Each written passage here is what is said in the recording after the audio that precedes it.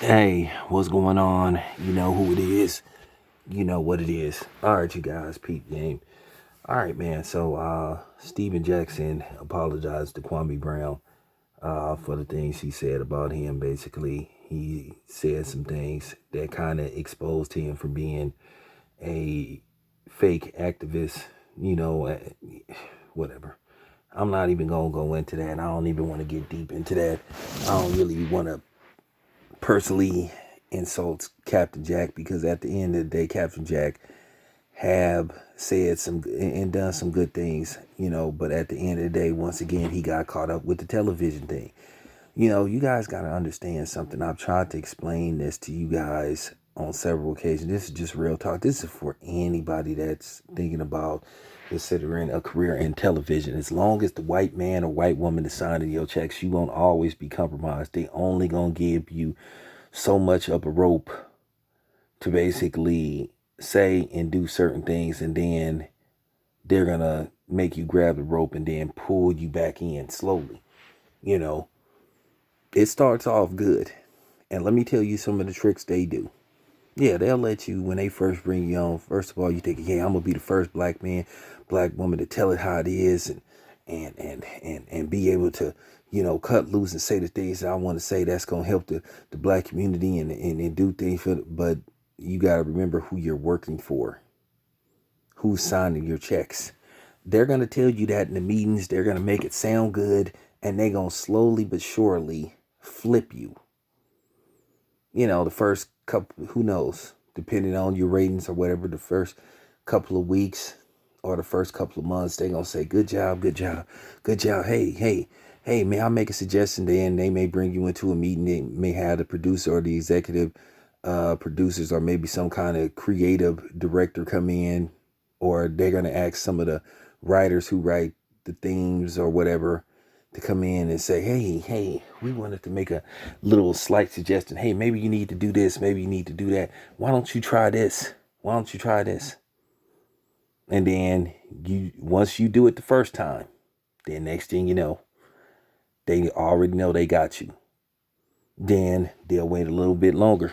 Then they'll get you to do this and say, hey, that was great, but hey, I got an idea. Why don't this particular time you try to do this and do that? And then then once again, it's subliminal. They slowly but surely trick you. They can't say, hey, this is, we don't prefer for you to do this, but they'll rearrange how they present it to you. And like I say, they'll keep doing it. And then a year from now, you totally then abandon what you came on there for. It happens to everybody. We've seen this. We've seen it happen with Stephen A. Smith. To a certain degree, Stephen A. Smith used to talk like, well, I wouldn't say he was like as firm as Kwame Brown and a couple other people, but he used to talk like that for a little while. Then when he got removed from ESPN the first time and he came back, did the total switch up. Like I said, I remember when he had Dr. Boyce Watkins on, Frankly Speaking, and I knew after a while, I knew he was in big trouble. And then they brought him back, and then Stephen A. Smith, now look what he is. I'm telling you. You heard Too Raw talk about this. I know Stephen A. Smith makes a lot of money, but then you gotta ask you if he happy with who he is and what he's become. I believe that Stephen A. Smith probably has, like Too Raw said, probably went to bed or looked in the mirror, probably flipped some stuff over because he knows he's been compromised. He's been bought. That stuff bothered them people when they hear people referring to them as coons and bed wenches and stuff.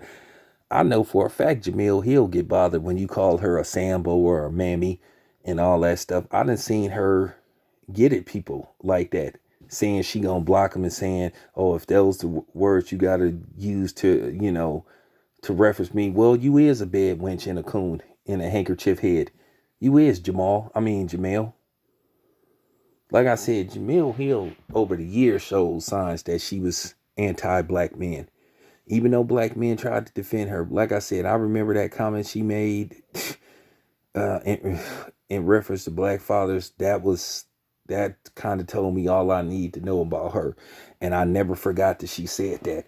And then when she made comments after black men defended her, man, fuck her, and fuck Carrie Champion too.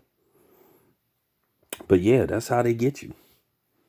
That's how it starts out. Then next thing you know, you then became, you start off as this fiery black man or black woman. Then next thing you know, 2 or 3 years later, if you still on the air, next thing you know, you then became the next Stephen A. Smith, the next Jason Whitlock. You know, and then people start to notice that and call you out. Then all of a sudden, you're surprised, you don't understand, and you like, well, that wasn't my intentions. Well, that might have not been your intentions, but your intentions have been changed. So that's what I'm trying to say in reference to guys like Stephen A. Smith, because they can convert you. And Corey Holcomb talked about that before too.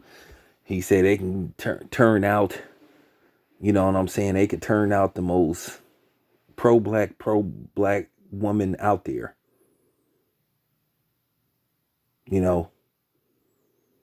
So it can happen. But how they convert you, they have a slow process.